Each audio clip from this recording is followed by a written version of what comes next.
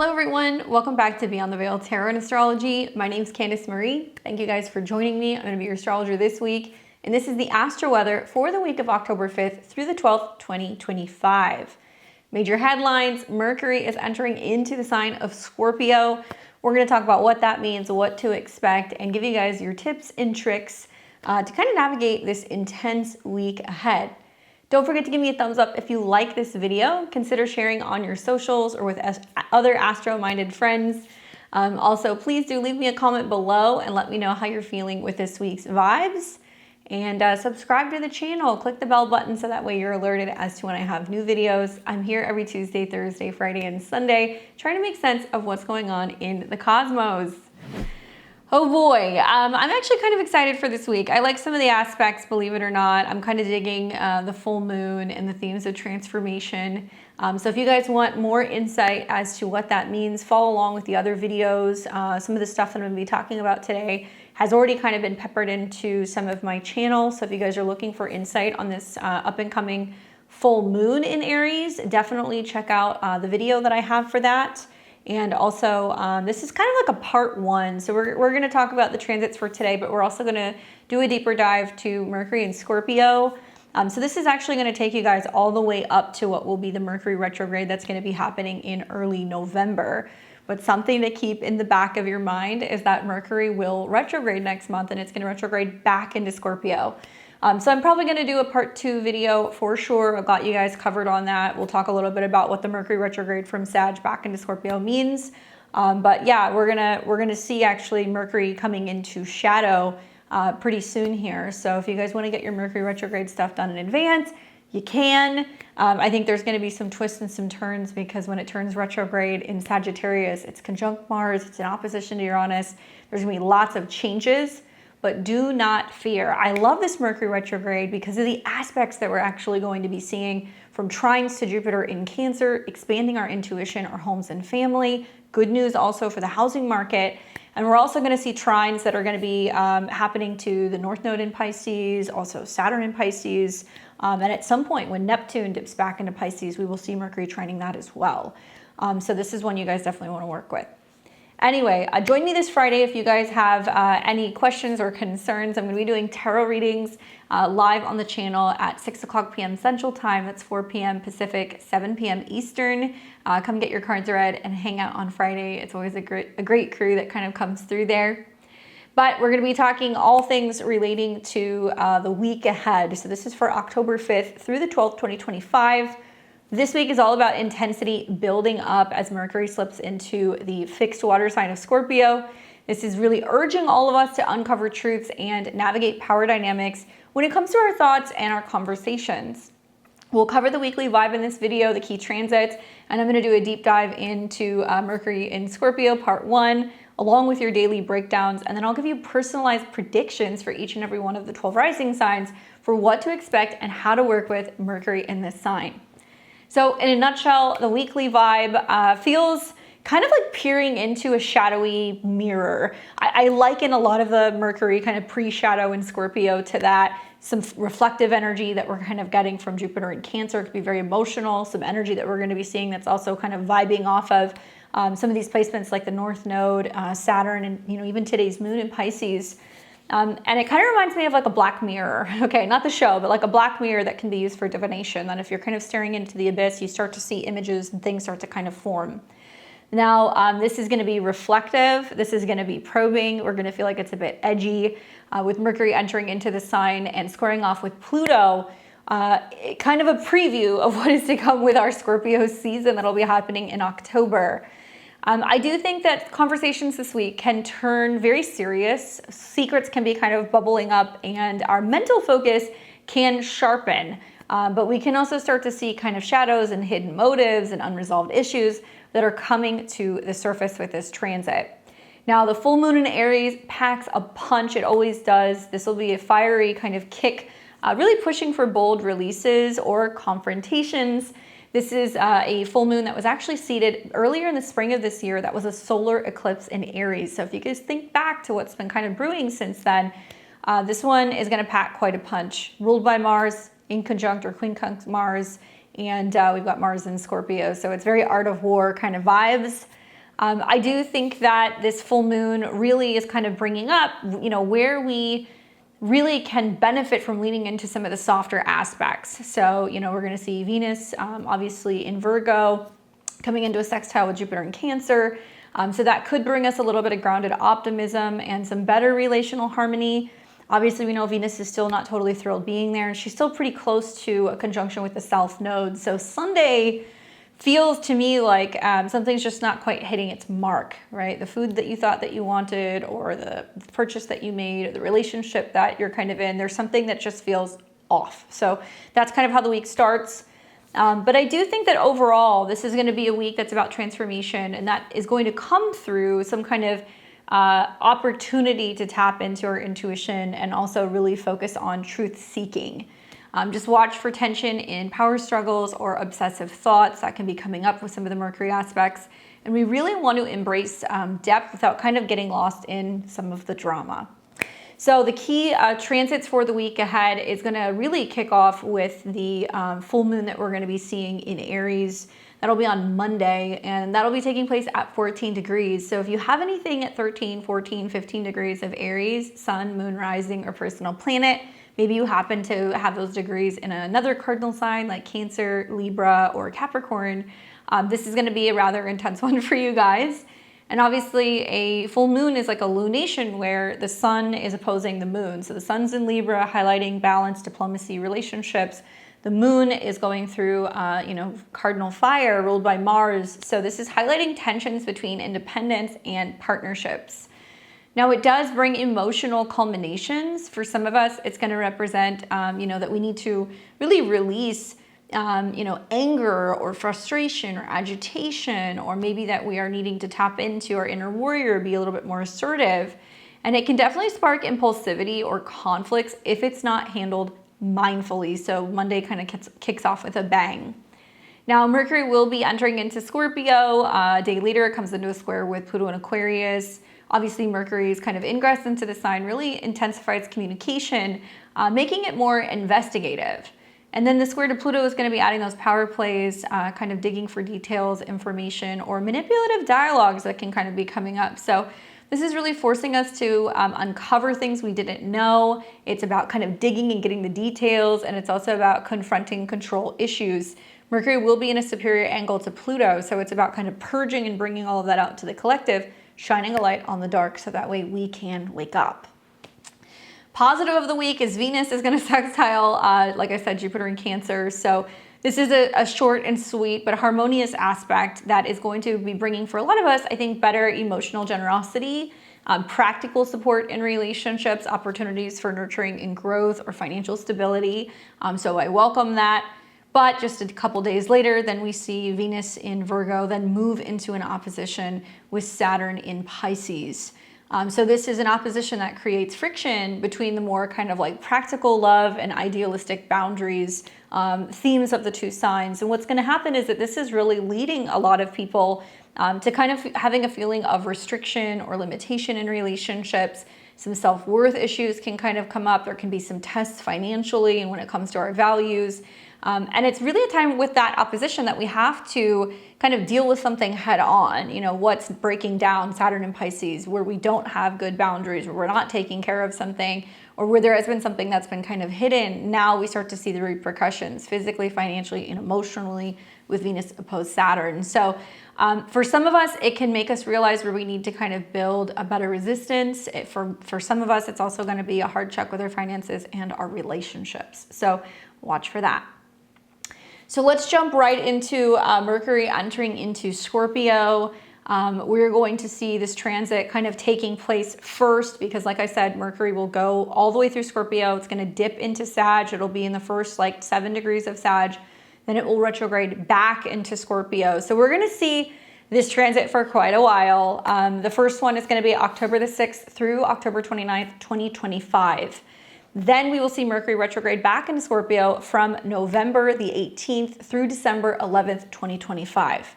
As a natal Mercury in Scorpio, I'm all about it. I'm here for it. I think it's going to be great. I'm especially really liking the aspects to the outer planets. So I cannot reiterate this enough. Whatever you hear about this Mercury retrograde, being messy, being this, being that, I would be like, be careful how much pop astrology you guys want to buy into, because I feel like there is going to be, yes, a lot of drama and a lot of things exposed, but there's also going to be a lot of opportunity to really listen to our gut and like the necessary information that's kind of coming up. And as it connects with Saturn and Pisces, it's going to show us what needs to change and where we've been lacking, clarity or boundaries. And also it's really good for strengthening our intuition, learning divination, having better communication for long-term plans.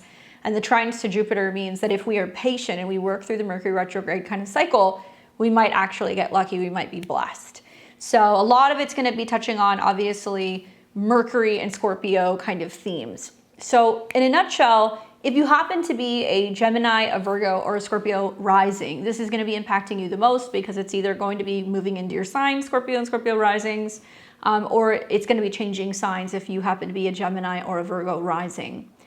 Now, Mercury and Scorpio, basically Mercury represents obviously communication, right? So what we're texting, what we're talking about in meetings, anything with transactions, doing business, traveling, learning, commerce, and how we process information. So it's going to be connecting to systems. And it rules logic, adaptability, and everyday exchanges that we have, including how we think, speak, and connect.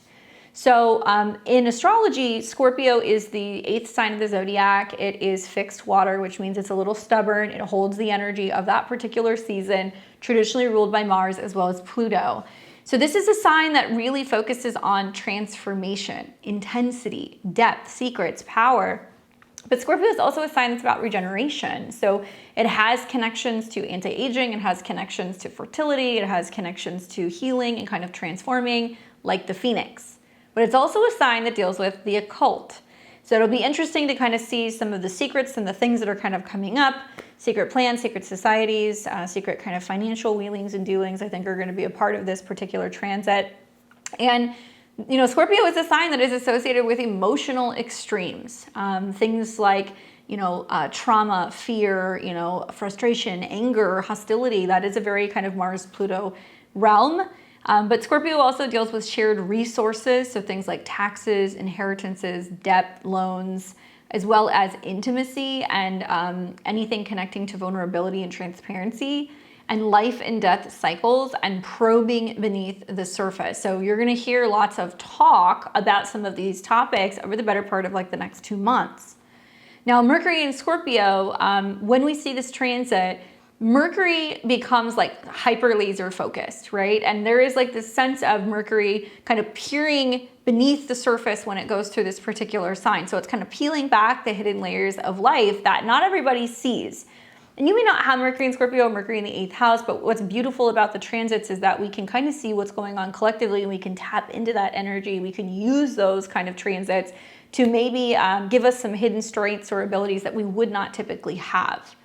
So here communication becomes very deep, it's very strategic, and sometimes it's secretive. So think like detective work or psychological insights or intense debates that reveal truths that are going to be kind of coming up in the day-to-day. And with this particular transit, we crave substance over small talk. But this can also lead to issues like suspicion, obsession, and manipulative words if this is unchecked. Now, the next couple of weeks is a powerful time for research, therapy, uncovering mysteries, and amplifying your intuition and your emotional intelligence if you can work with this energy the right way. Now, like I said, in November, we will see a Mercury retrograde that's going to be kind of taking place. First in Sagittarius, where it will turn retrograde, conjunct Mars, and then it'll come back into Scorpio. And throughout that transit, it'll make all the sweetwater trines and conjunct with Venus. So I think good things come to those who wait, especially in November and December. Particularly, I think with the markets, this is going to be very interesting because Mercury can talk about the cycles and analytics. Anyway, this Mercury retrograde, looking at it from the perspective of retrograding back from Sagittarius going into Scorpio, means that we are, before we move forward with Mercury and Sag themes like travel, higher education, legal matters, anything revolving around our philosophy, we have to dip back into kind of the dark, intense cave that Scorpio kind of resides in. So this retrograde is pulling us back into reviewing secrets, power dynamics, unresolved emotional truths from the past. I think in a nutshell, it's going to be really important for a lot of people to be considering travel insurance because Scorpio can represent insurance. before we see some of the chaos that starts with Mercury retrograde in a sign that deals with international travel.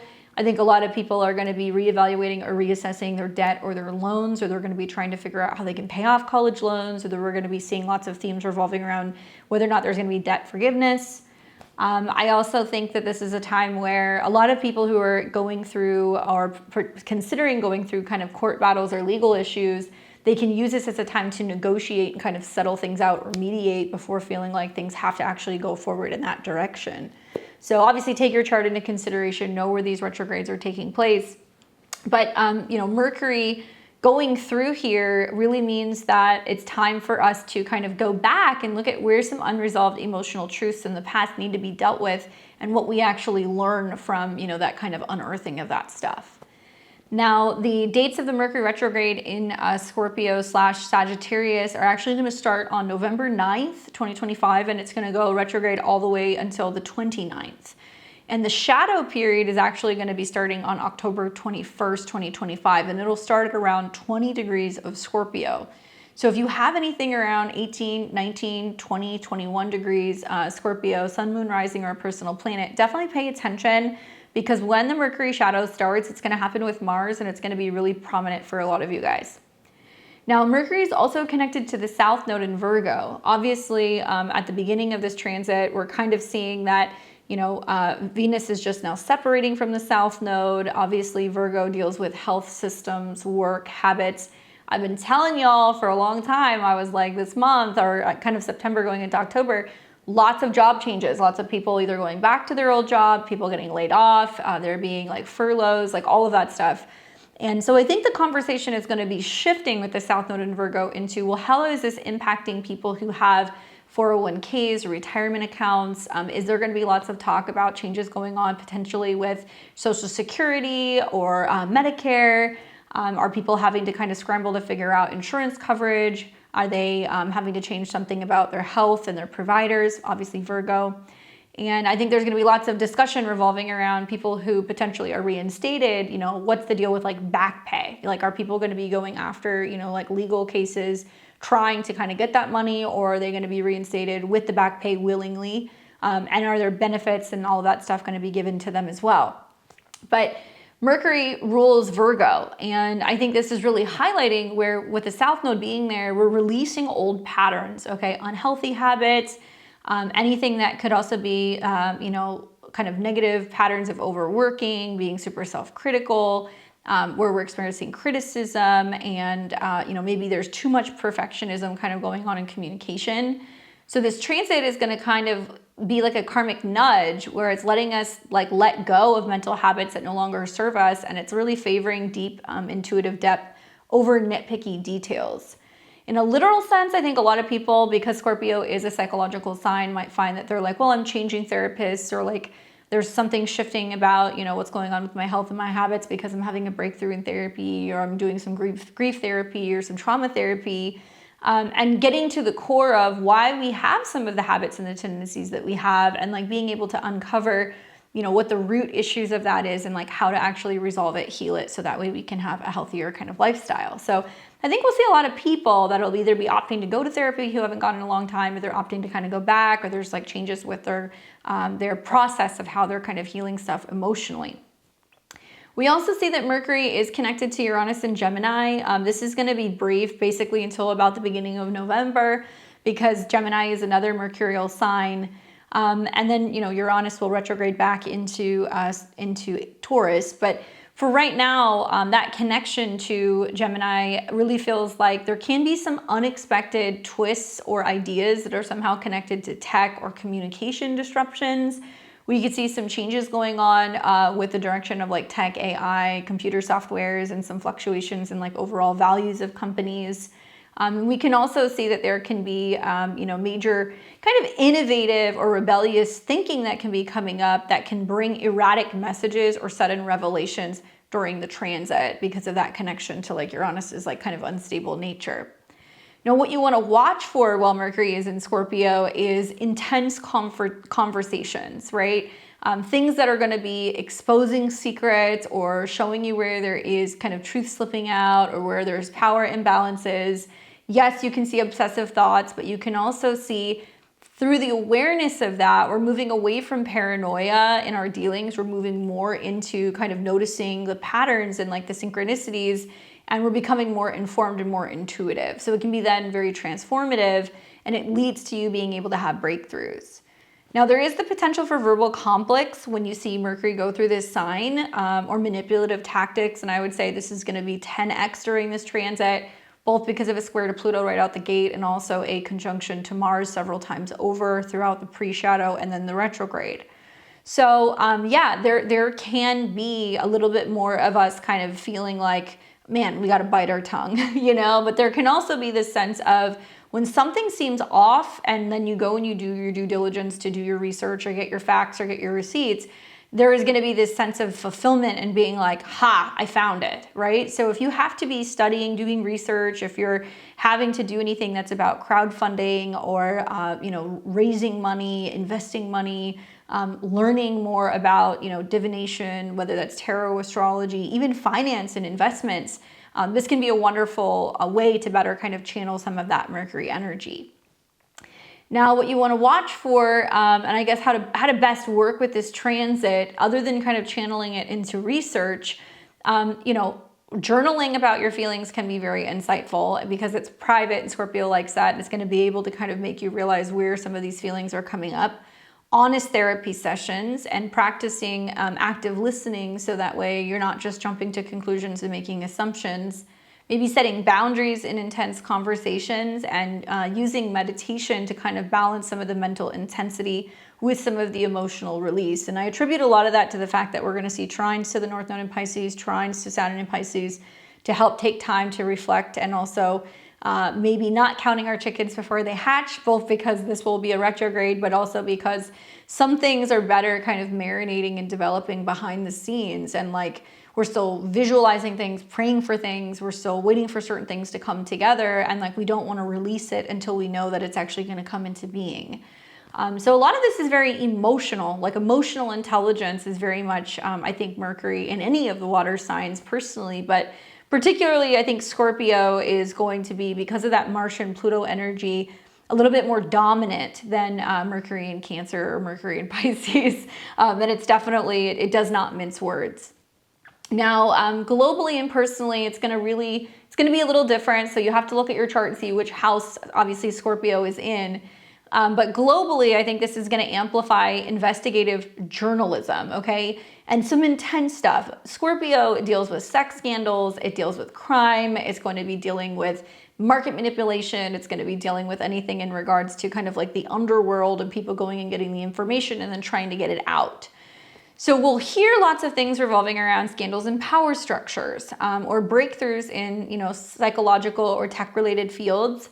I do expect that there's going to be heightened focus on shared resources and finances. So think like, you know, debts, bonds, what's going on with the market. Also, international alliances can be a big thing, and potential for tense negotiations, especially knowing that that retrograde is going to start in Sagittarius, which deals with international kind of trade and exchange. I think we're going to hear a lot more about what's kind of changing with some of the global policies, where certain countries are going to be opening up the doors for free trade and other countries are going to be reassessing their kind of alliances. And we're going to hear more talk about how money could potentially be driven from some of these renegotiations and trade to help pay off debt, right? Or potentially, you know, give money back to certain, you know, government kind of structures or even like citizens as a result of, you know, new income that's coming in. And I think you will see that in certain parts of the world.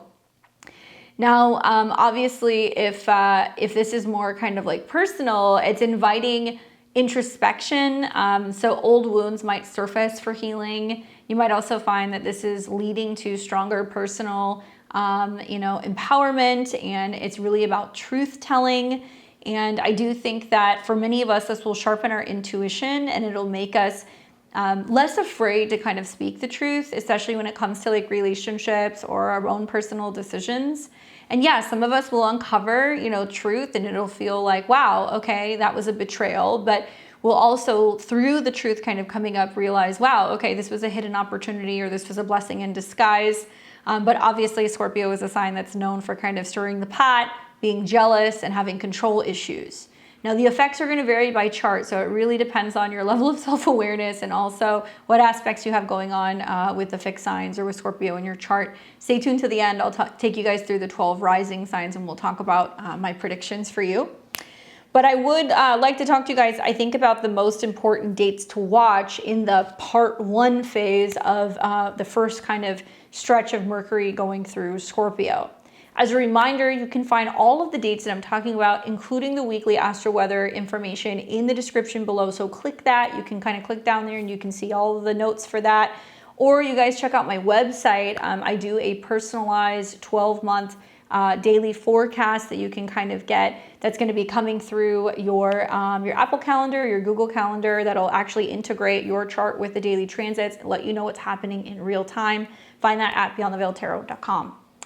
All right, so on the first day of Mercury in Scorpio, it's almost like the first day of Christmas. Not for everybody, but on the first day of Mercury in Scorpio, we are going to be seeing, obviously, Mercury leaving Libra, okay? And this is where I always tell people, Libra will trade peace, will trade truth for peace. So they are willing to keep the peace at all costs. Libra energy is like, no, I care what other people think. I want to work together, or it can be indecisive, or it can kind of waver. But as soon as we enter into Scorpio territory, Scorpio does not care. It cares more about truth. It cares more about also sometimes justice or clarity or, transparency. So you're going to notice a vibe shift right off the bat when this transit happens. Mercury enters Scorpio on the 6th, and from the second that it comes into this particular sign, now it's going to be picking up the energy from Pluto, because Pluto is the modern day ruler of Scorpio, and the energy of Mars. So it's both starting to come into a square with Pluto, creating pressure and stress, and it's also in the same sign as Mars, and eventually you will see these two conjunct. So I don't think that you have to wait very long to see the vibe shift. When Mercury enters into this sign, it's also going to be in conjunct or quincunx Neptune in Aries. So a lot of things to kind of break down in a nutshell. This in conjunct that's happening is really interesting because it's highlighting the difference between all of this kind of like coming in full moon energy in Aries and then the energy that's in Scorpio. And really it's kind of saying like, all right, it's a very different vibe, because I feel like Mercury moving through Scorpio is very art of war versus Aries, which is just kind of like direct confrontation. So we're going to be seeing the themes that are coming up right off the bat revolving around mental energy and strategy and kind of death and purge with Mercury in this sign. And then that in conjunct with the quincunx to Neptune is going to add confusion, idealism, mistakes, making mistakes. Guys, be very careful with borrowing, lending, reading the fine print, anything connecting to your own personal finances. And also this can make it hard to kind of align practical thoughts with your vision or your dreams, because that's what Neptune is. So watch for miscommunication or kind of escapist fantasies, but know that it can inspire creative intuition if you're grounding out this energy on the 6th. Then as we get into the 7th, this is when Mercury is going to come into a square with Pluto. And it is a superior square. It's squaring from the right-hand side. So that means that it's kind of attacking or it's challenging Pluto. Well, we've had Mars square Pluto already, so we already saw some of that kind of intense exchange, and now Mercury's coming in for the square. And it's happening right on the heels of a full moon in Aries. So that energy is still strong. You'll see like that energy continue this week, where the moon's going to hit Chiron, bring up the wounded themes of the wounded warrior, square Jupiter, make it all feel bigger, and then it's going to continue to kind of move through that sign until it gets into Taurus. We'll talk about that this week. But with Mercury square Pluto, this is a tense aspect. It's going to be intensifying power struggles and communication, revealing hidden agendas, forcing transformative talks, and it can lead to breakthroughs, but there's risk for manipulation or obsessive arguments. Use it for deep problem solving, or like I said, research, but watch your tone and how you're communicating and connecting. Out of 1, it's going to mean that our words are going to carry a significant amount of weight. It could also be that there are things that are being exposed revolving around the military, anything connecting to armies, soldiers. And under like a full moon in Aries ruled by Mars, it makes me wonder if it's going to be kind of talking a lot about budgets and things that are being deployed or reorganize in a financial sense, that's going to be going to like certain expenses. So like obviously, you know, here in the United States, we're kind of currently dealing with a government shutdown. So it's going to probably be a lot of like, well, what is happening with some of the government funds and the spending? Like, are certain programs going to get cut? Are we putting more money into things that are going to be military oriented? It's possible we might hear about some of that stuff. Now, on the 18th, so we get a bit of a break. We don't see much happening for quite a while. This will be the next big aspect with Mercury. And this is going to be when Mercury is in a trine with the North Node in Pisces. Now, this is not going to be something that you necessarily have to initiate, do, or say, okay? It could be purely intuitive. It could be you get a reading, you have a dream, you have a breakthrough about something that makes you aware of what your purpose is, what you want, what you're going towards. And the North Node in Pisces is about spirituality. It is about also releasing things, dissolving things. It's about healing things.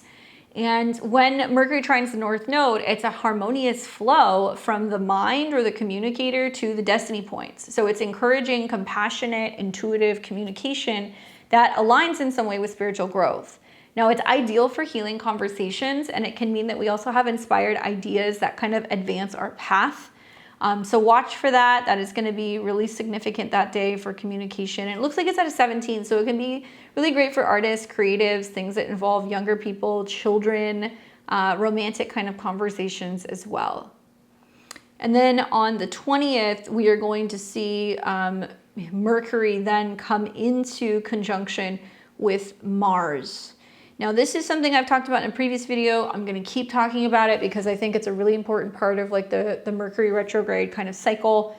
Mars is walking the walk in Scorpio, right? It's in its domicile. It's at home. So it basically means that, I've said this in previous videos, people thought it was funny. It's full of piss and vinegar. That's very much like a Scorpio energy. And then Mercury is talking the talk. So Mercury and Mars coming into conjunction at 19 degrees. Are we walking the walk and talking the talk in relationships, right? In balance, in diplomacy, in fairness, in give and take. And Mars is the dispositor of Mercury. Both of these guys are sextile the South Node and simultaneously trining the North Node. It means that we're going to be getting like more spiritual downloads, and it's going to be that, ooh, change is coming. And those of you guys who have 8th house placements, or maybe you have, you know, placements in Scorpio or whatever, you know, there's like a fine line between like paranoia and your intuition. And sometimes it's kind of hard to determine which one it is. Remember that Mercury is the breath. And so it's going to talk a lot about like not rushing to make decisions, checking in with our breath, like really thinking things through, strategizing and prioritizing who we can kind of work with, who we have in our life, and who also we're merging with in a psychological, financial, sexual, emotional, spiritual way. These are all Scorpio themes. So when these two come together and they conjunct, it's a very powerful fusion of the mind and also kind of our actions. Now it's happening also in the pre-shadow because we will see Mercury will hit 20 degrees this day, which means boom, October 20th, it's off with a bang. This is the pre-shadow, and I bet you guys dollars to donuts, this will be one of those Mercury retrograde pre-shadows where you are going to start seeing the Mercury retrograde stuff kick off immediately, because Mars is there. So it's kind of lighting the fuse. So it basically means that it's fueling passionate, assertive speech. Great for debates or action. It's all about, you know, action-oriented plans, but it's very prone to arguments. And the pre-shadow starts the review period, hinting at what is going to be actually coming up and revisited in November. And it's really going to be revisiting, you said this, you said that. And Mars and Mercury is very, like words are weapons, right? So we're going to hear lots of intense debates revolving around, I think, the First Amendment. I think we're going to hear lots of debates and talks about also security and privacy in terms of doing business, what we're transacting, and also banking. So I think that not a lot of people are aware of just what's come up recently in the news, and some of the stuff's been happening with the shutdown here in the United States. There's like news articles and stuff that are coming out being like, the farther that we're digging into kind of looking at the IRS systems and stuff that's going on, we're seeing that a lot of the IRS has had like carte blanche to just go in and just see where people are spending money. where their transactions are going. This is going way beyond the, what was it, the $300 or the $500 like Venmo transactions, which they said they were going to be able to look into. It's like actual banking transactions, knowing what you're buying, where you're getting it from, what's going on. Not surprised, we're paying for everything with credit cards. But I think there's going to be some jaw-dropping information that's going to be about that, that's making people kind of realize like, well, what? And hopefully this is going to be discussions about where we are going to be reassessing where benefits are actually going to be going, because I think that's going to be part of this. Anyway, Mars is connected to Neptune, so this could mean that I think a lot of individuals are going to become aware of where there has been some banking scandals, where there has been some tax manipulation. I think it's also going to be having a lot of people suddenly go, well, you know, do I need to be refinancing? Do I need to be working with my debt and trying to get debt kind of paid down, or trying to find ways to kind of roll debt over? Some people are going to be trying to kind of renegotiate some financial things throughout this cycle as well. But knowing that Mercury and Mars are going to conjunct and that it's in the shadow, it means that we might do some hasty things financially, right? Emotionally, and also in terms of our relationships that we may regret later on. Just putting it out there. Now, what you will find then is on the 24th, this is where some of the positive stuff starts to kind of peek through. And you'll see this several times, especially in the next part video that I'll do about the Mercury retrograde.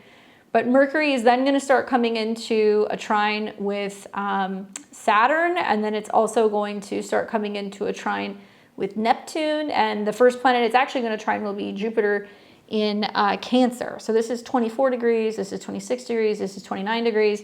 Pretty much the 24th on, right, until like the beginning of November, Mercury and Mars are in a trine with all of these outer planets, which makes me feel like we're about to get some big news, that there's going to be some big changes going on with either taxes, banking, or something to do with, paying down the deficit. I think here in the United States, and how we can do that, and how it can be a way that can actually relieve some of the pressures that's going on with individuals tax-wise. That's just my perspective, just looking at the astrology, not politicking. So I like that Mercury is trining Jupiter, because Mercury is the south node ruler, things we're releasing. North node, ruled by Jupiter, is the destiny of where we're going. So the fact that we've got both of the rulers harmonizing with each other is like, look, in order to get out of things that aren't working and they're not healthy, we got to kind of purge it and express it and get it out. That's Scorpio energy. It's like literally when you have like a wound and you need to kind of clean it, and then you need to like kind of, cauterize it to, remove all the bacteria and like seal it up. That's very Scorpio energy. Or having to express something and like remove all of the infection out. I know, gross, sorry. But that's very much Scorpio. So I could definitely see that there's like really intense conversations, or like kind of, prodding and like going through finances, or going through private things, or having very intimate conversations. And it's like, it's uncomfortable, but it's like, look, we need to do this to emotionally clean house. Trying to Jupiter could also bring good news and emotional kind of renewal. And then it can also help us kind of have better boundaries. Saturn, become more aware of like where we've been getting kind of having other people tapping into our energy and kind of leeching off of it. And also we're going to feel more divinely aligned, Neptune. So really great aspects. But Jupiter coming into a trine with Mercury, it's expansive. We can feel much more optimistic, especially with like mental energy and emotional warmth. So it's perfect for expanding home, nurturing ideas, learning, as well as heartfelt talks that bring abundance and understanding. I think it's going to be really good news revolving around potentially the housing market. I think it's going to be people being more optimistic about lending, about mortgage rates and numbers, anything kind of connected also to like interest. And then on the 25th, we're going to see Mercury trine Saturn, and kind of a lot of the same stuff. So Saturn's going to provide stability. Mercury is the mind. So this is really about, I think, disciplined conversations, commitments, things that are a little bit more spiritual in nature, helping plan long-term goals, serious commitments, and practical insights into dreams, but really good for mental health stuff, right? Because Scorpio can be about getting in there and being like, okay, what's the problem? What's wrong? And I would be saying water, meditation, hypnosis, past life regression. These are things that can be actually exceptionally helpful during these particular transits. Now, there's something to be said about trines though. Trines are free-flowing energy. So Jupiter trine Mars could mean people have a lot of vitality, and the trine of Mercury as well. They're very optimistic about where things are going. And then we're going to see Mercury then start coming into a trine with not just Saturn, but also Neptune. And Saturn's going to be good for long-term planning, serious commitments, or practical insights. And then on the 29th, that's when we're going to see Mercury make its last aspect, and that'll be a trine to Neptune at 29 degrees. So that's always a critical degree. Good for dream interpretation, meditation, divination, definitely, and like research and being able to be like, I followed my hunches and this came up, you know? And so what I like for this trine is that it's very intuitive. It's very much about imaginative communication. It will enhance empathy and creativity and definitely psychic connections. And it's ideal for artistic expression or kind of like compassionate dialogues. So right after that, Mercury is then going to change signs and it's going to go into Sagittarius, where we all know it's a little bit debilitated here. It can be too much focused on, you know, the bigger picture and lose sight of the details and get kind of scattered and can make too many, you know, optimistic kind of projections or perspectives. And then we always kind of question or wonder, well, is it going to fall short? So when Mercury moves into this sign, not only is it in a sign where it's a bit debilitated, but it's also feeding off of Uranus, which is ruled by, obviously, Mercury. And it's also opposing each other. So that's why I was saying, because the Mercury retrograde in November is going to be issues with flight patterns, issues with airplanes, problems with international travel, delays and setbacks, and maybe even issues with documents, lots of like legal struggles for some people. It's important to know that this stuff is kind of coming up. And so I think maybe some of our kind of intuition's kind of getting kicked up a little bit at the end of October, because we're like, ooh, something's coming, you know, and you're always going to hear, oh, the veil's thinning, right? This and that. And there's some truth to that. But I think that this is going to be a really good month to, get a reading, right? Or drop in and reconnect with a therapist, or go to like a meditation class, or, you know, do some intuitive journaling or some kind of divination. I think that would be a great way to kind of use some of this energy.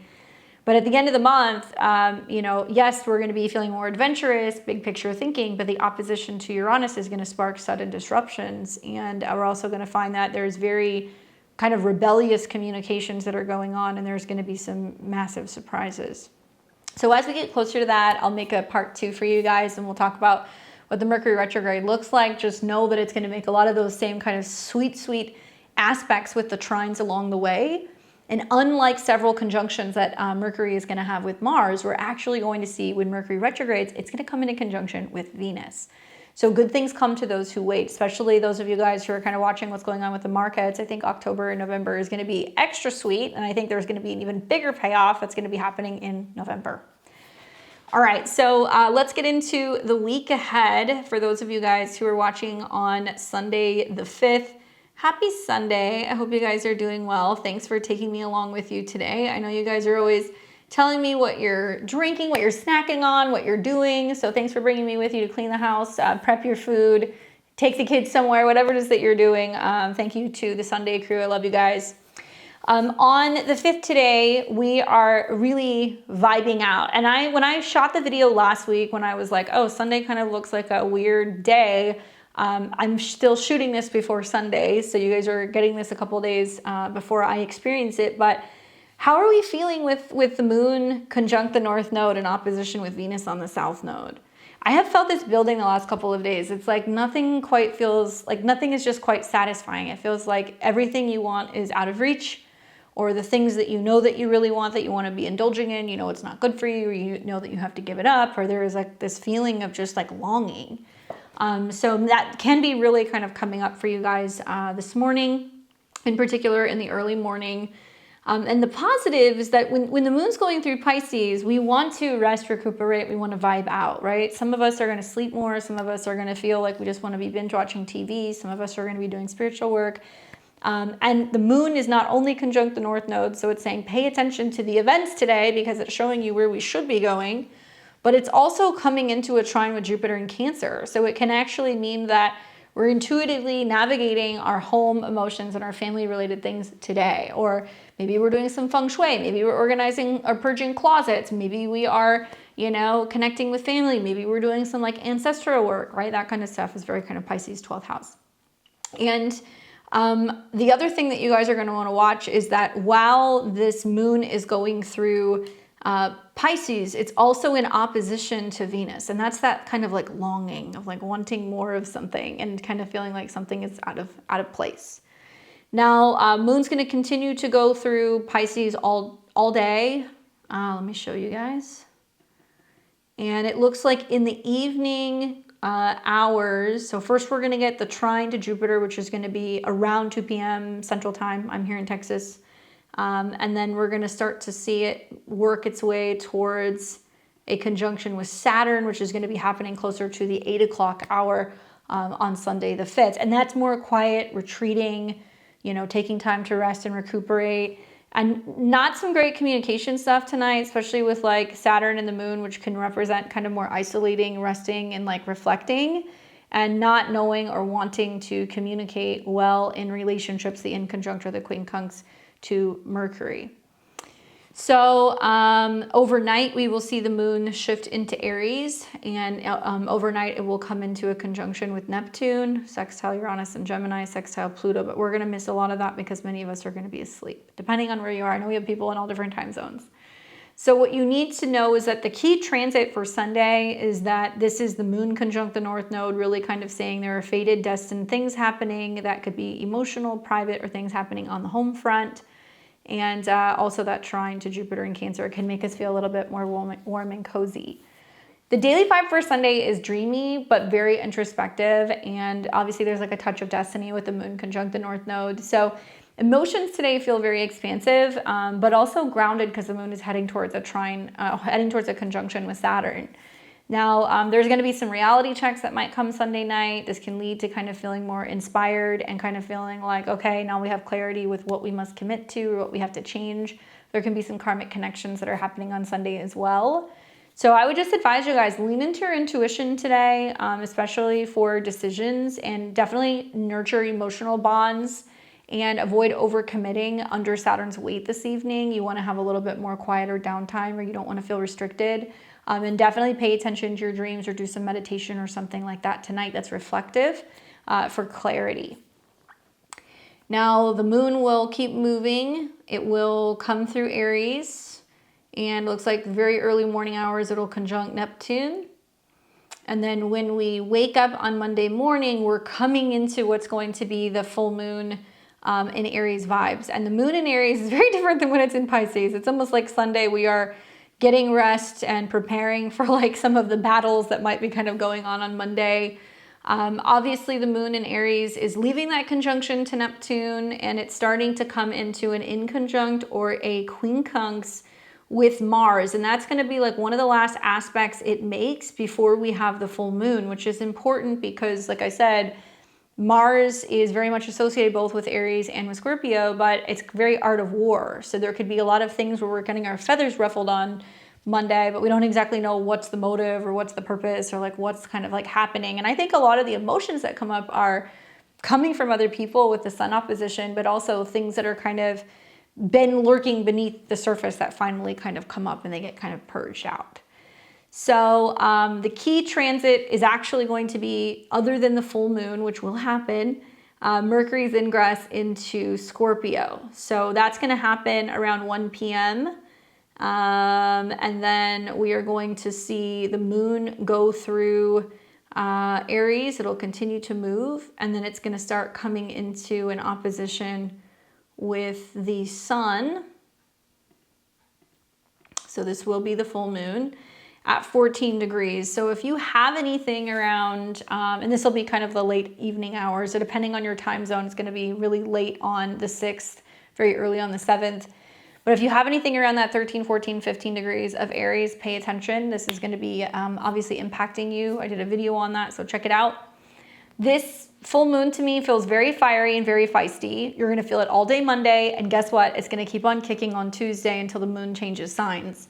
So the energy is building towards this emotional peak of what we have with a full moon in Aries. And Aries is active, bold, dynamic. I mean, this is like some of us might have to feel like we have to stand up for ourselves on Monday. Maybe it means that we have to be a little bit more physically active. Maybe we are feeling personally challenged with a relationship to something or someone outside of ourselves. And the daily vibe is definitely about some of these emotional peaks and some mental shifts that are moving towards depth now with both Mercury and Mars in Scorpio. Illusions are gonna be presented, but they may actually start to fade. And I would just say that this is about sparking bold actions, but maybe wait until we get Mercury into some better aspects before we take any, make any big moves. To navigate Monday, there will be, I think, a lot of impulsivity to say things, to do things, to react.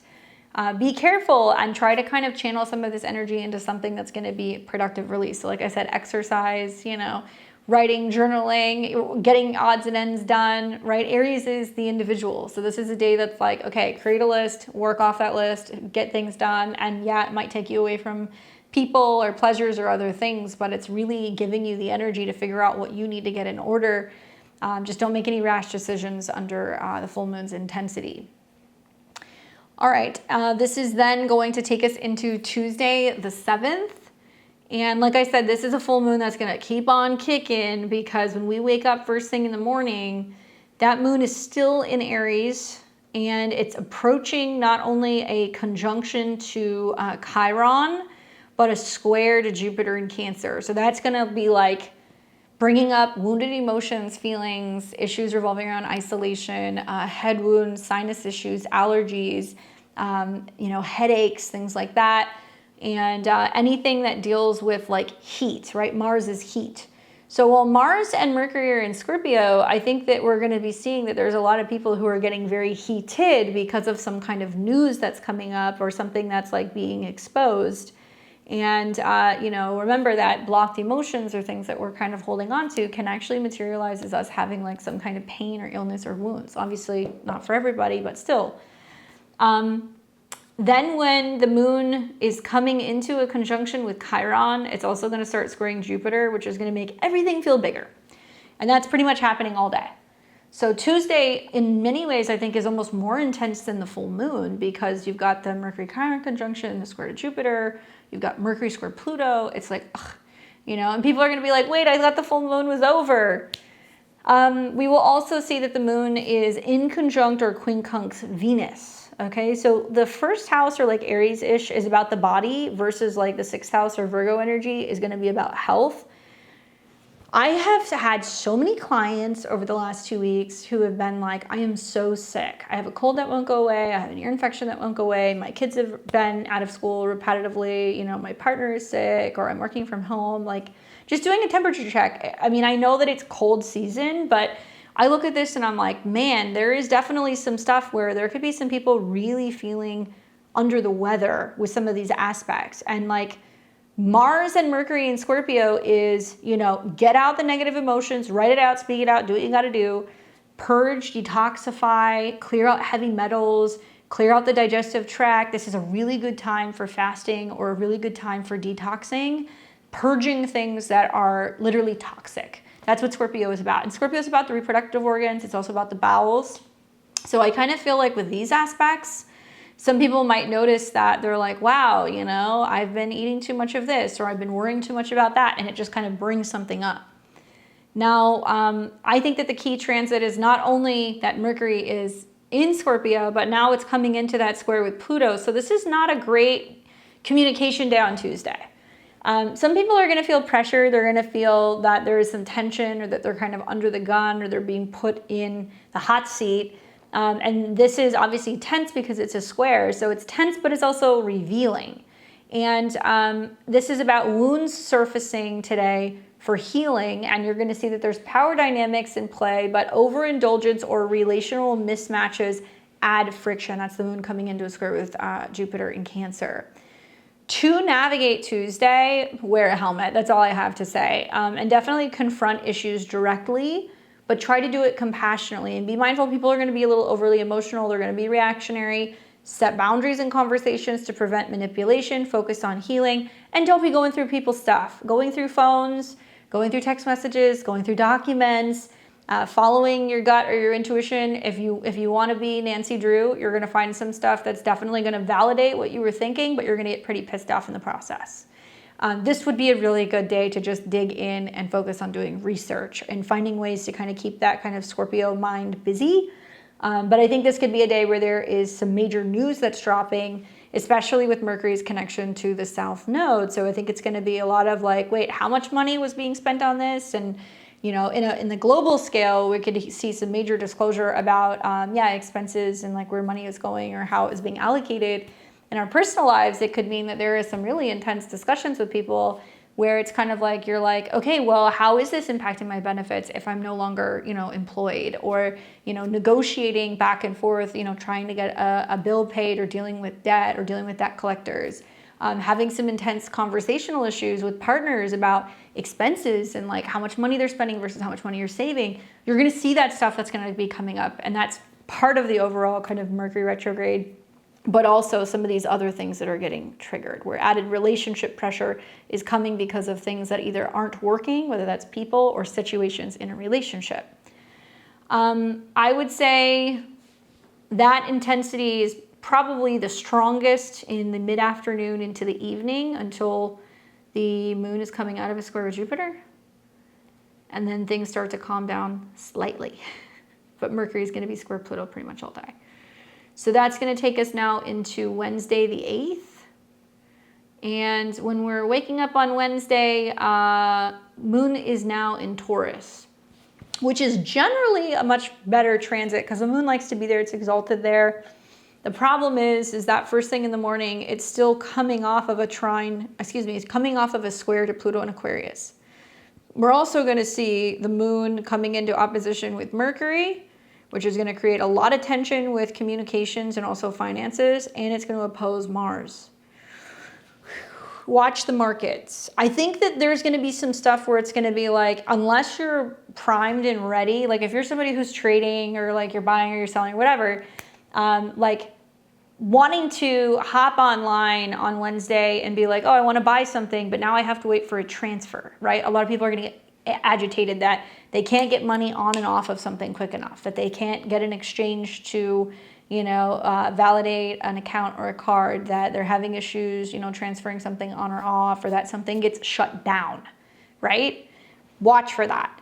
Now, I say that because the moon is going to represent banks, banking, and personal finances. It's opposing Mercury at a 2, which is literally about money and funds, in Scorpio. And it's also going to come into an opposition with Mars, which is going to be about borrowing and lending. So people, if you're trying to like get an extension on paying your bill, if you're trying to qualify for a loan, if you're trying to get a better, you know, rate for a credit card, I don't necessarily think that this is going to be something that you're going to want to do this day. This is not a good day for transactions. It's not a good day for paying off things or for trying to negotiate things. Just trust me on this. And when the moon is going through Taurus, it's vibing off of Venus in Virgo, which is inherently not happy. It's at a 3, which means all hell's breaking loose, and it's still conjunct the South Node. So we're going to see more surprises and fallouts where some people are going to be finding out, oh, it's not that whether or not I'm going to get let go. You know, it's like, oh, it's happening now. Not for everybody, but we're going to see some of that stuff. And also where there's relationship fallout because of like major health, habit, or kind of like financial issues. Ugh. So thankfully, most of like the intense opposition in the square, Pluto is the T-square, is going to be first thing in the morning on Wednesday.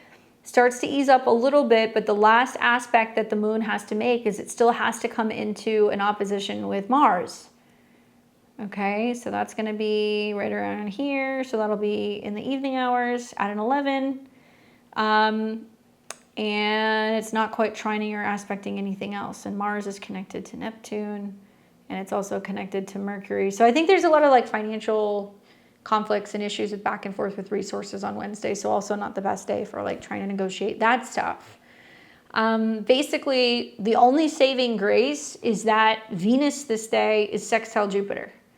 And my interpretation from what I've seen so far of like anything in Virgo sextiling, you know, Jupiter is like, yeah, this sucks that it has to end, or that this has to kind of break down, or that we have to let this go, or, you know, we need to recognize that this isn't healthy, and like the emotional, I guess, like healing that can come from that, right? Like some people literally, Virgo is like where you're working in your jobs, and like Jupiter and Cancer is like being at home. Like some people are like, wow, I've been working so much, like it's kind of nice to be home with my family, like stressed about not working or having a job, you know, but like at least I have my family, and like there's awareness of the values kind of shifting and kind of changing, right? Like that's how I've seen this kind of materialize. So there is a silver lining here.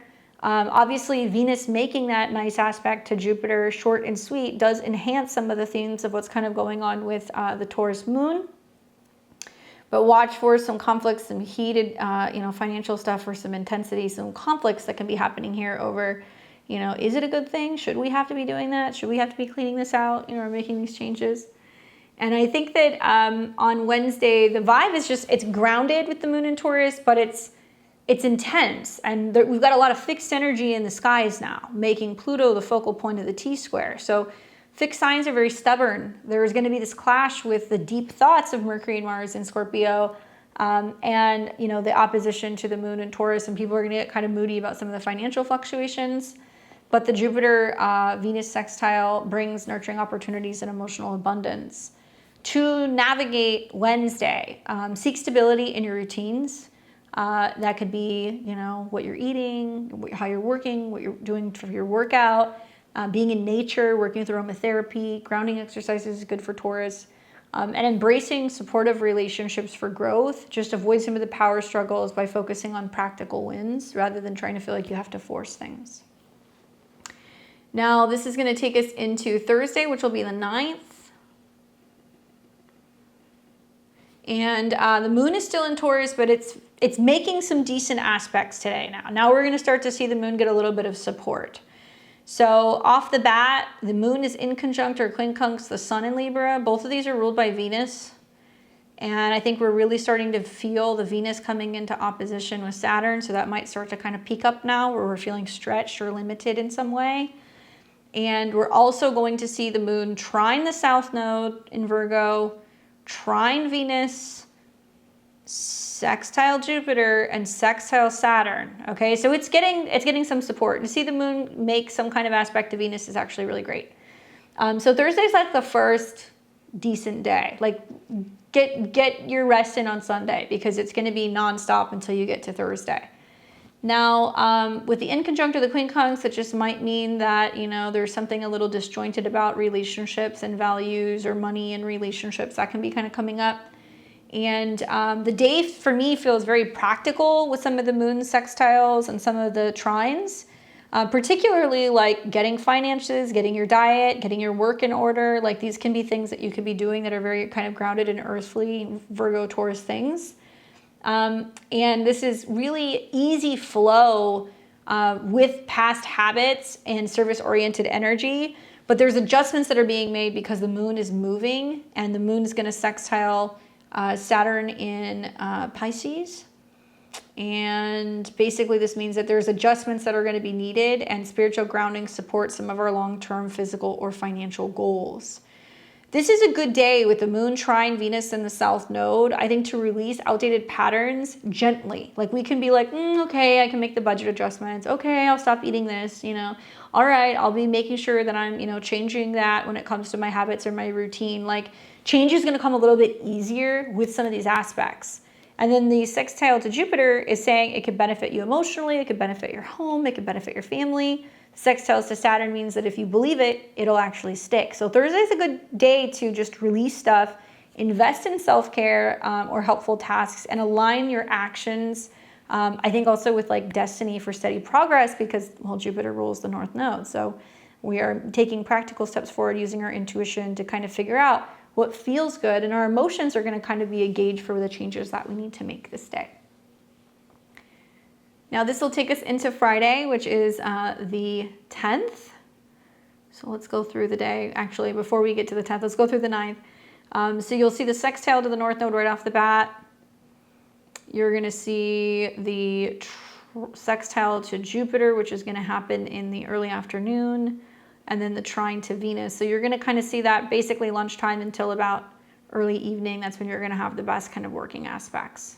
And then the sextile to Saturn at the end. And then overnight, the moon's going to go into Gemini and conjunct Uranus in Gemini and trine Pluto. So, there could be some stuff going on in the world that we wake up to that's kind of crazy. And then on Friday the 10th in the morning, The moon is still in Gemini, still conjunct Uranus, so there could still be some shocking news and kind of media buzz and stuff going on, and a trine to Pluto, so there's going to be lots of information that's all over. Still kind of sextiling Neptune, so it's about kind of people like waking up with Neptune retrograde. And now we're looking at Mercury. Okay, so Mercury's still in Scorpio. It's approaching a conjunction with Mars, and it's in conjunct or quincunx. So there's a lot of like, hey, did you hear about this? Boom. And the moon is actually 8 signs away from Mercury. So it's definitely going to be some shocking news or something that's kind of emerging on Friday morning. And we're also going to see, as the moon kind of continues, it's going to be building into what will eventually be some kind of like mutable squares. So Friday is, it's you know, I think the moon in conjunct or quincunx Mercury is going to be a lot of people who are feeling kind of mentally poked and prodded, asked questions, you know, or they're trying to get more information, or they're inquiring about something and it just feels like it's stuff they don't want to talk about. And it will, in conjunct Mercury, it looks like here, so that's going to be late morning, and then it'll start doing the same thing to Mars, which is going to be in the evening. So it doesn't feel like super social like you would typically see with the moon in Gemini. And then overnight, you'll see it continue to go through Gemini, and it's going to make some other aspects on Saturday. So sticking to Friday the 10th, it's electric and curious with the moon Uranus conjunction. There's sudden ideas that can kind of come up Friday that can spark innovation. Short distance travel, trips, communications with people can be exciting. And there's lots of transformative kind of support, but there is some mental tension that's going to be kind of coming up with some of the Mercury aspects. To better navigate Friday, I would say just embrace some of the surprises that can come up, some of the breakthroughs that you can have psychologically or in conversations, and communicate flexibility, you know, to avoid any misunderstandings, and use your curiosity on Friday to kind of explore deeper topics.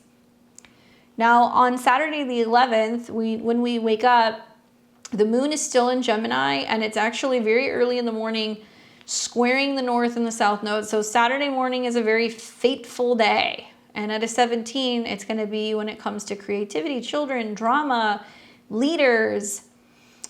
And the next major aspect that you're going to see is after it squares the north and the south node, where there can be significant things happening that morning, then it's going to continue to go through Gemini all day, where it's going to be forming a trine to the sun.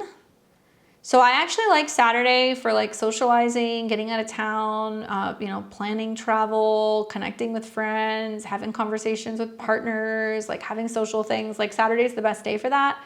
Not because it's Saturday, just really the transits. And then you're also going to see that most of the successful energy is early in the day on Saturday. So it's going to be Saturday morning until like the afternoon. Because as the day goes on, the moon is then heading towards a square with Saturn as well as Venus. And it feels like things that are going on Saturday night feel like they're kind of missing the mark. Okay, so moon square Saturn means that we can feel a little emotionally hesitant to communicate, connect, travel, or be vulnerable. And then the moon square Venus means that we might be feeling like there is a like relationship, a financial, an aesthetic thing that's just kind of not meeting the mark. And the moon is the focal point between a mutable square between Saturn as well as Venus. And Venus has been in opposition to Saturn all day. So that's going to be the big transit that's going to be happening on the 11th. It's really the 10th into the 11th, but it's going to be exact on the 11th. So my advice is, if you're going to socialize and do stuff on Saturday, do it early in the day. Get up, do something around 8, 9, 10, you know, try to be back home by, you know, 6, 7, 8. Saturday night plans, I think, are going to be changed. They're going to get washed out in some way, or there could be some weather issues or some communication or some travel issues. I think we see that. It's pretty common with some of the mutable squares.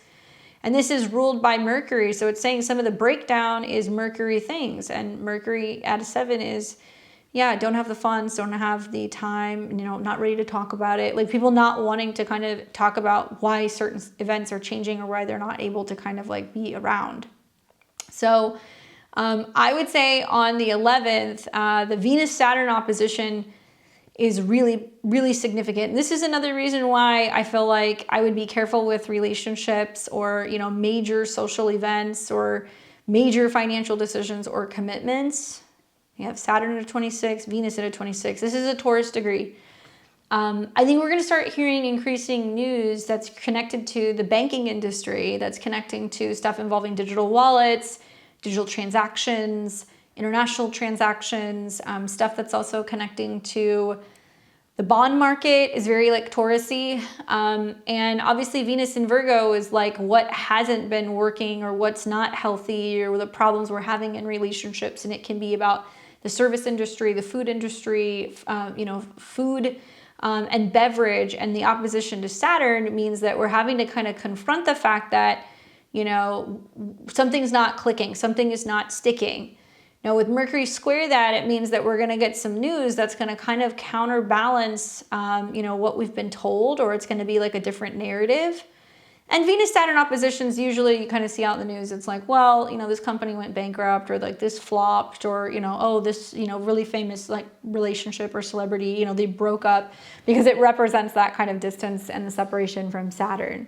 Not the best day to be making major financial decisions, to be making major commitments, major aesthetic or cosmetic changes.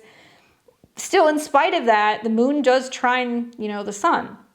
So this is it's still a good social day, but I feel like some people are going to feel less than satisfied with what they're getting. And when I turn in and I look at Mercury ruling Venus, and it's in Scorpio, and then the Jupiter ruling Saturn, it's like, I think a lot of people are going to be like, you know, I'm just kind of saving money this month. Like, I'm staying home. I'm not like doing anything or going out. You know, it's going to be very financial, or people are going to be very private about not wanting to talk about what's going on with their, you know, their reason for not showing up and being places. So don't take it personally if you're noticing some distance or coldness in certain relationships. That's kind of expected. Saturday feels communicative but challenged. Yes, there can be some harmony between the moon in Gemini and the sun in Libra, but some of the squares are creating tension around growth, duties, and relationships, and it's really testing your flexibility and your adaptability. So on Saturday, this is about really balancing logic with empathy and addressing restrictions in love or values head on. Use the T-square to feel more motivated and focusing on problem solving, and like communication is king. You can get out of this really intense T-square if you're willing to keep an open mind and communicate with other people. This takes us then into Sunday. So let's go through Saturday first. So that's the square first thing in the morning. And then in the evening, you'll see the square to Saturn and Venus. It almost looks like Saturday and Sunday night is just kind of like bust. Let's see. No, Friday and Saturday night, excuse me. And then this is going to take us into Sunday, where when we wake up on Sunday, the moon is going to be in Cancer. So it's at home. It's in its domicile, and the moon is tied to Jupiter, which it'll be kind of coming into conjunction with. And the moon is coming off of very early in the morning a square to Neptune. I think by the time we wake up, you know, like it's not really affecting us so much. And the moon is much more about emotional security, nurturing, home, property, family, real estate related things. Obviously, the moon is also in conjunct Pluto, and it's also coming into what appears to be, at some point closer to Monday, the first quarter square. So it's going to kind of be representing that kind of breakdown period since the full moon in Aries earlier this week.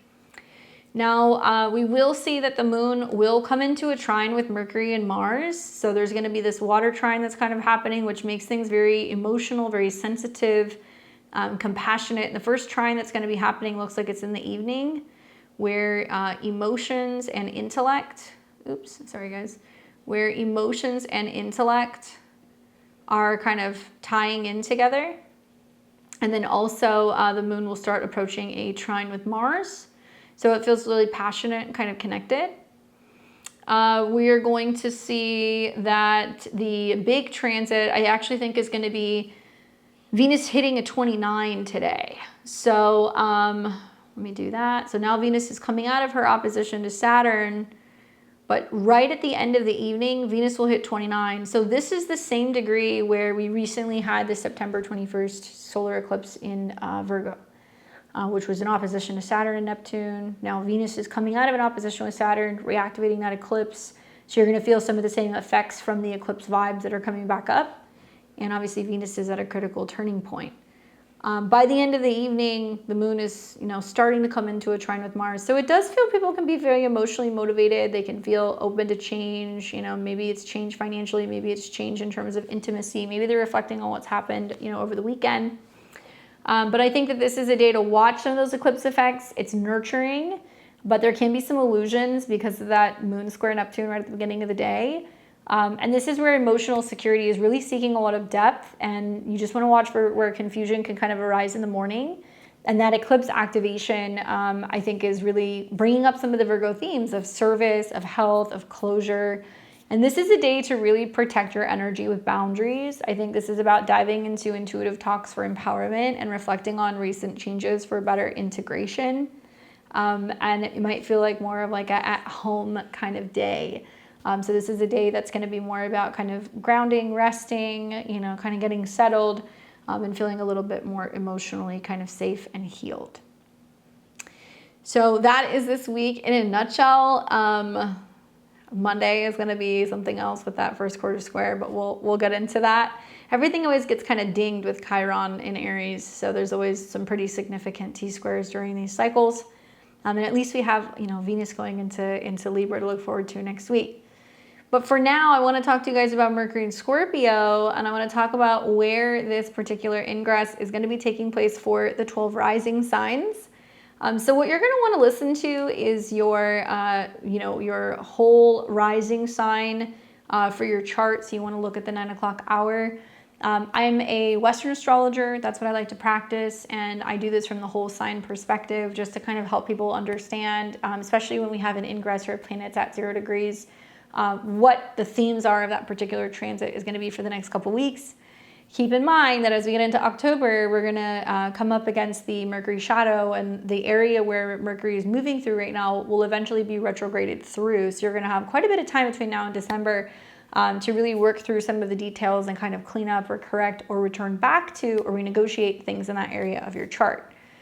Do listen to your rising sign as well as your sun and your moon sign. There's going to be lots of insight and I think predictions that can apply for all three. And as a reminder, if you happen to be a Gemini or a Virgo or Scorpio rising, this is really significant for you as it's either going through your sign or it's your chart ruler that's on the move. And let's get into it. So we're going to start first with my Aries and Aries risings. You guys are experiencing Mercury going into the sign of Scorpio, and it's going to be moving through your natal 8th house. Now, Scorpio obviously is a sign that in conjuncts or quincunxes you, and this is like the shadow and things that you don't oftentimes see happening or things that are kind of hiding. And Mercury rules your 3rd house of communication, short distance trips and siblings, as well as your 6th house, which deals with health habits and your daily routine. So while Mercury goes through the 8th house, the house that deals with shared resources, intimacy, taxes, psychological themes, inheritance, the themes are really a deep dive into these topics. So a deep dive into joint finances, secrets, psychological matters. Major revelations in partnerships or debt can come up during these transits, and there can be intense mental focus on transformation. I think to best navigate this transit, use research or financial planning over the next couple of weeks, communicate your vulnerabilities in close bonds, and also avoid obsessive worries by maybe journaling your truth. Consider traveling insurance if you're going to be traveling anywhere. I know that sounds kind of weird, but trust me, some of you guys will be doing that, and watch for opportunities to renegotiate financial matters. Good luck, Aries. For my Taurus and Taurus risings, you guys are going to experience Mercury going through the sign of Scorpio. It's moving through your opposite sign in your 7th house of relationships, partnerships, and marriage. Now, for you guys, Mercury rules your money, your possessions, and your self-esteem. It's also directly connected to your 5th house, which deals with creativity, self-expression, children, and dating. So Taurus, obviously Mercury going into your 7th house means that conversations are going to be turned towards relationships and partners. So it's going to be about uncovering hidden motives in some of your one-on-ones. Maybe there could be some intense negotiations. Maybe you're revealing certain power dynamics. Maybe it's about, how much you're investing into your relationships or your partnerships or clients. And for some of you guys, it can be also that there are some really significant things that are changing in your relationships right now that can be both very karmic with the South Node connection, but also very destined. Now, be patient, especially knowing that Mercury will retrograde in this sign. That's my advice. This is a time where, you know, I think many of you guys, if you're listening deeply in your partnerships and you hear what they have to say, you'll be able to work through any issues that are potentially coming up. This is also about clarifying your commitments and balancing suspicion with trust to strengthen the bonds in certain, you know, partnerships or relationships. Good luck. For my Geminis and Gemini risings, you guys are seeing that your chart ruler is on the move. Mercury is changing signs. He's going to be going into the sign of Scorpio in your natal 6th house. Now, while you are Mercury, it's also strongly tied to your 4th house of home and family as well. And Mercury going through the 6th house is going to be a combination of things throughout the next couple of weeks. The 6th house is about your coworkers, your schedule, your health, your habits, your pets. And obviously, this is about really probing work routines or health issues. It also means there's more mental focus on efficiency and service, and that there is potential for kind of like investigative tasks or habit overhauls. A reorganization of your office space, your workspace, anything connected to your home as well, that can be beneficial. And I would say use this transit to really organize your daily life with depth and address wellness secrets and use your intuition for problem solving at work and also navigating your health habits and routines. Good luck, Gemini. For Cancer and Cancer rising, you guys are going to be experiencing Mercury going through the sign of Scorpio, and it'll be moving through a fellow sister water sign in your natal 5th house. For you guys, Mercury deals with moving, communications, contracts, siblings, neighbors, transportation, and it's also connected to the 12th house of kind of behind the scenes, things that are subconscious, your dreams. So to me, I interpret this as it going through your 5th house, that it's really kind of picking up on the themes of, you know, passionate ideas in love or hobbies, maybe uncovering hidden desires or talents, intense flirting or creative breakthroughs with emotional depth, having conversations that could be more clarifying in relationships, or the possibility of having a much more kind of intimate conversation about what you're looking for, maybe creative writing or things that kind of connect to blogs, podcasts, or stuff online that can be popping up for you guys as well. I think for the transit, it's really going to be about expressing your feelings artistically and exploring like romantic mysteries, avoiding drama by channeling the intensity into fun pursuits and finding ways to kind of get creative. Good luck, Cancer. For Leo and Leo rising, you guys are going to be experiencing Mercury's transit through the sign of Scorpio, and it'll be moving through your natal 4th house, which deals with your home, your family, and your living situation. Now, Mercury deals with your goals, friends, and also networks. It's also directly connected to your money and anything revolving around your values and your spending power. Obviously, Scorpio is another fixed sign, so it can be kind of tricky navigating some of these transits as a Leo or Leo rising, as it's coming into squares not only with your planets, but also Pluto in the 7th. So it's a lot of navigating up and coming potential changes on the home front, and how you do that by either dealing with a relational matter, like a partnership changing, or working together with a partner to fix or change a home situation, or a back and forth that you're doing over a family matter that can be kind of coming up as well. So, you know, when I look at this, I'm like, man, there's going to be some real deep family conversations going on, or there's going to be some home related, you know, kind of things that are revealed, or some secrets that are kind of coming up about home or living situation. Obviously, your mental focus is going to be on roots and security. And so there is potential revelations about the past, or like property related things that can be coming up, or like becoming more aware of what your goals are when it comes to your home or your living situation. And I would say the tips that I would give you guys for this transit is to really discuss family dynamics honestly. Some of you guys might actually benefit from researching your heritage and like learning more about your roots and where you come from, and definitely grounding your emotions to really transform your home life in a positive manner. Good luck.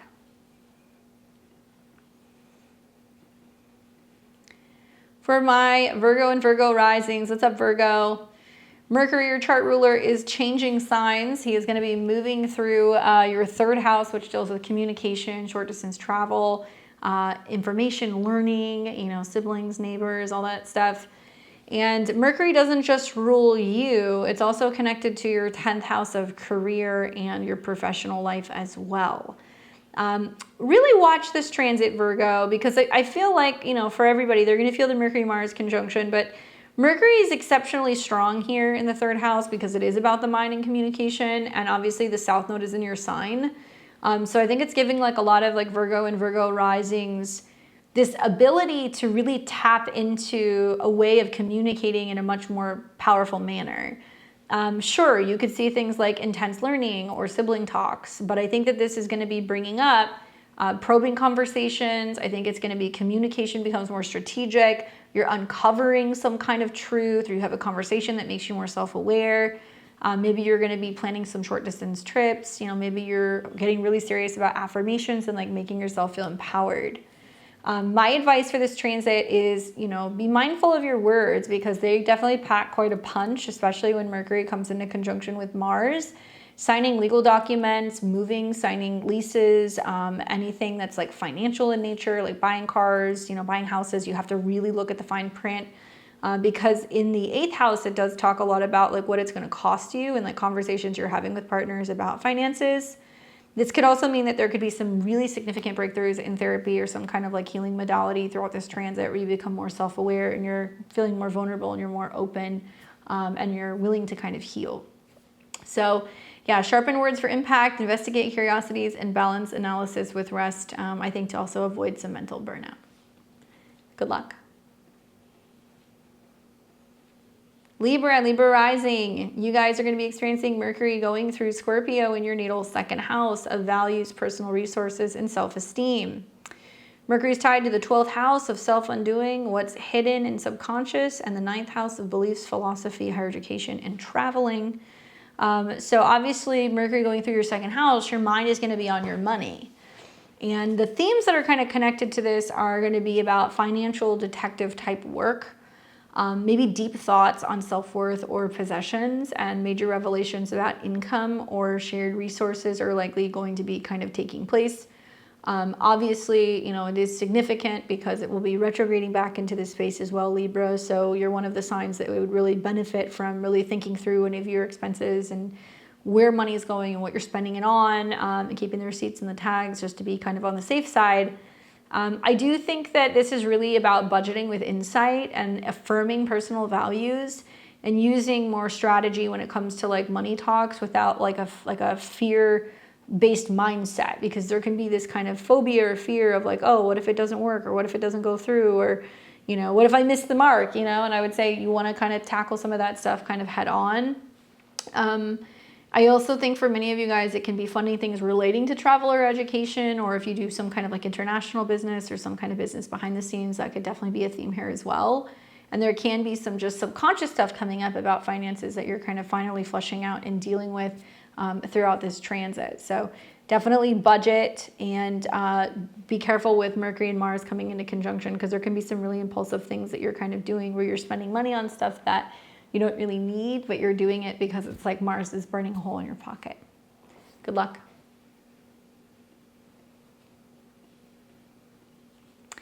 Scorpio and Scorpio risings, certainly you guys are the stars of the show. You have got Mercury moving through your sign. So if you happen to be a Scorpio or Scorpio rising, this is really personal for you. If you have Mercury in Scorpio, it'll be a Mercury return. And obviously, I kind of preface this by reminding you guys that Scorpio, Mercury will retrograde back into your sign. So it's going to leave your 2nd house and it's going to go back into your 1st house. So at some point in October, you'll start feeling the effects of the Mercury shadow. It may mean that you want to change your appearance, you want to change your style, you're about to make a big decision about, money or investments or some kind of value-related matter. And you may be feeling very impulsive, and I would say you are also one of the signs that I would say be careful when it comes to those themes, knowing that it'll retrograde back from your money house. Now, the 1st house is the self, okay, what you do first thing in the morning or kind of your natural tendency. While Mercury is tied to your goals and your friendships, and also it's tied to your 8th house of change and transformation. So Scorpio, as Mercury is going through your sign, the personal transformation is through words, right? And goals and what you're wanting. And it's like, almost like words are like spells in themselves. You can be kind of calling things forward. Yes, intense self-expression, especially with the Mercury-Pluto square. especially with how you're communicating, you know, family matters or issues revolving around roommates or, you know, changes with your living situation. Also, you can have a little bit of like a bite with Mercury and Mars in your sign this month, especially if you're Scorpio rising. You can be a little testy. And I would just say, be mindful that there is very intense self-expression that's coming up for you, and it's uncovering your own motives or like where your identity is kind of shifting. And I would say you can speak your truth boldly, but reflect on the power and how you're wielding it, and also like how you're kind of coming across to other people, and try to harness the focus for personal empowerment. Don't be talking about the things that you're afraid of. Be focused on the things that you're kind of like manifesting. And being that Mercury is very much tied to like emotional or psychological things in your chart, a lot of it could mean that you're like resisting, you know, being vulnerable and like kind of opening up with people. And like that's part of like the change that's happening maybe during like the up and coming Mercury retrograde. All right, so good luck, Scorpio. I want to hear from you guys. Let me know what happens with that. We've got Sag and Sag rising. What's up, Sagittarius? You guys are going to experience Mercury going through Scorpio in your natal 12th house. This one's a little bit of a doozy for you, Sag. The 12th house obviously is kind of what's hidden, and this is a house that's kind of completing and concluding before ultimately, you know, we have planets that are going into your sign. So Mercury deals with your relationships and your partnerships. It also is connected to your career and your status. As planets go through the 12th house, there are things that are kind of like lingering in the subconscious, or stuff that's kind of happening spiritually, or things that kind of happen out of the blue or would suddenly end. And Mercury will also come into your sign at the beginning of November, end of October, as it comes into shadow, and it'll oppose Uranus. And if you guys saw my October horoscopes, I told all my Sag risings, I'm like, dude, you guys cannot meet crazy with crazy, because you're going to be starting to see some of the changes going on in how you communicate, and how that's bringing up some relational kind of friction in partnerships. And definitely it could be with clients, it could be with business partners, it could be with your boss, the list goes on. So what you're going to find is leading up to this, as Mercury goes through your 12th house, there is hidden thoughts or secrets that are kind of like surfacing. And this is a good time for mental retreats and like healing, being in nature, you know, meditating, intuitive dreams, maybe doing some kind of, you know, soul retrieval work or some shamanic work, particularly with Mercury and Mars. I could see a lot of Sagittarius is doing very well going to retreats, or like working with a spiritual healer, or, you know, doing like past life regression stuff or trauma healing. That could be good. But yeah, this can kind of trip you up a little bit. So, you know, I would say with these transits, you want to meditate on your inner world, and you want to release subconscious fears and trust your intuition in solitude. I'm not going to lie to you guys. I'm always going to keep it real. The 12th house is hidden enemies. So you might feel like there's some tension going on in a relationship, or a partner is retreating in some way, or that you're kind of feeling a little burnt out on work, so to say. And with Mercury and Mars being there, you know, if you have something that you're working on or kind of creating or doing behind the scenes, it can give you a little bit of like a reprieve from some of the heavier energies during this particular transit. Sag, let me know what happens. Good luck with this transit. Pay attention to your dreams, and also be mindful with the pre-shadow kind of beginning, and the Mercury retrograde is actually going to start in your first house. As you get into the end of October, beginning of November, there's going to be some things that you're going to say that you may potentially regret, that can make you feel very isolated in a professional or in like a relationship sense. So do something to really have an outlet behind the scenes. I like Mercury and Mars to be doing like hot yoga, maybe be, you know, working and being in a sauna. Maybe you are, you know, going and being in nature, doing hot, you know, steams or soaks. Those kinds of things will be really beneficial to kind of get all of that stuff out of your system. Good luck. All right, we got Capricorn and Capricorn rising. You guys are going to experience Mercury going through the sign of Scorpio. It will be moving through your natal 11th house, which deals with your friends, networks, social life, and your friends. Mercury is tied to your 9th house of your belief system, the higher mind, traveling, and legal matters, as well as the 6th house of work, health, habits, and routine. So for you, Capricorn, you know, Mercury going through the 11th house is a time where there's lots of kind of like social kind of chatter that's going on, deep group discussions, network revelations, probing social motives, and transformative ideas that can kind of come up in communities. That could be with your friends, that could be social networking opportunities, that could be business meetings. You might be traveling also for work or for business. That can be coming up.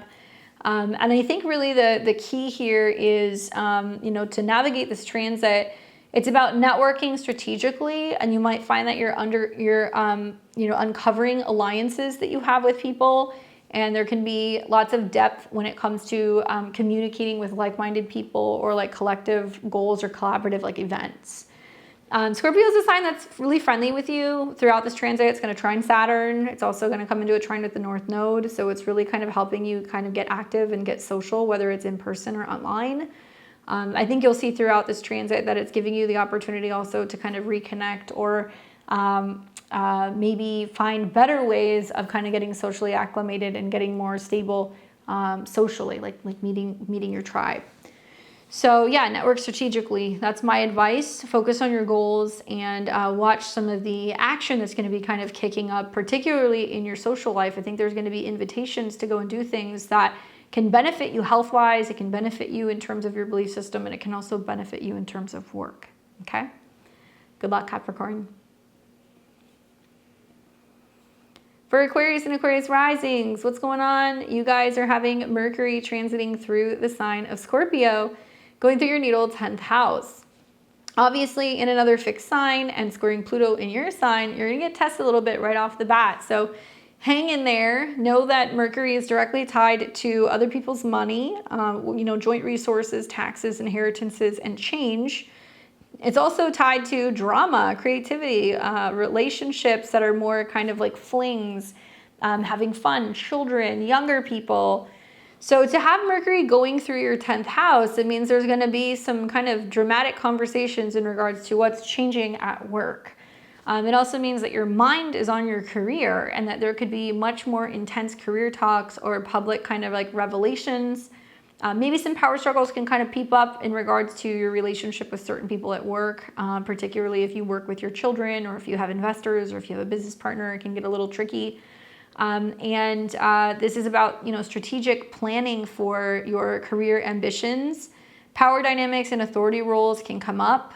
As you guys know, Mercury will retrograde in this part of your chart, but it is going to trine Saturn several times. So I do think a lot of Aquarius and Aquarius risings are going to be anticipating changing departments at work, going back to an old job, renegotiating something about their salary. They might be seeing some changes going on in their company, or maybe they're kind of pivoting in the direction that they're going with their career. I do think that I would just watch and communicate professionally if you can and try to do so with depth. Research your goals and just really navigate boss interactions mindfully, especially right off the bat, like the 6th, 7th, and 8th, as Mercury is coming into a square with Pluto. And it can mean that you can be feeling like people are a little bit more critical or a little bit more harsh in how they're communicating with you. Good luck, Aquarius. And then we've got Pisces and Pisces rising. What's up, Pisces? You guys are going to have Mercury going through the sign of Scorpio, moving through your natal 9th house. Obviously, the 9th house is foreign travel, higher education, your belief system, legal matters, publishing, and it rules your relationships and your home and living situation. It is a fellow sister water sign, and it is going to make some trines to your North Node and Saturn, kind of Neptune transits in your sign at some point. So it's a little bit easier, I think, for the water signs to navigate. But what you need to know is that, Mercury is tied to your 4th house, which is like your home and your family, right? And like where you're living or like a fluctuating living situation. And also your 7th house, which is about your relationships and your partnerships. So in the 9th, maybe you're experiencing some kind of change or transformation through travel or through long distance matters or through a higher education, or maybe there is intense learning or travel plans that are kind of coming together. And maybe it means that there's going to be revelations in beliefs or potentially even legal issues that can be coming up during this particular transit. My advice is, if you guys are going through some changes in seasons with your home or your relationship, some of you guys might really benefit from taking a bit of like a break or, going on a trip or going and doing a retreat or maybe even like taking a course. And you'll start to see the benefits of the conjunctions and the trines where you're going to be feeling like your self-esteem is becoming, higher. You're kind of feeling more confident. You're feeling more independent, that you can go and you can do things kind of on your own. And I would be, just exploring ideas very deeply. Maybe, conversations with teachers, mentors, gurus are going to be a huge theme. and questioning, you know, any assumptions maybe that are being made. And this is really good for, you know, traveling and getting some intuitive insights, especially if you're looking for a new place to live, or maybe if you're, you know, wanting to have a change in relationships. Going and kind of changing up your actual location throughout this transit can be really beneficial. Many of you guys, because Mercury will retrograde in the 10th and go back to the 9th, will be like taking a break away from work to travel, or you're traveling because you're looking for a place to call home or to work. Some of you guys might be considering going back to school or getting some certification or training because you're pivoting in your career. So that's another way that that can kind of materialize for you over the next month or two as well. Hopefully that's helpful for you guys. Let me know what happens. And obviously that was the astro weather for October the 5th through the 12th, 2025. I hope it's a good week for you guys. Remember, Scorpio energy is intense, so we want to embrace that intensity. We want to use it to really uncover our own personal power this week. Mind your words and watch for the jaw-dropping news that's going to be dropping. But remember to kind of balance some of that depth with lightness if you can. And thank you guys so much for tuning in. Thank you for liking, commenting, sharing, and subscribing. Don't forget to drop your rising sign below and share how this transit is kind of hitting you this week. And I hope to see you guys on Friday for my live tarot. With that being said, enjoy the rest of your weekend, and I'll catch you guys back here on Tuesday. Take care.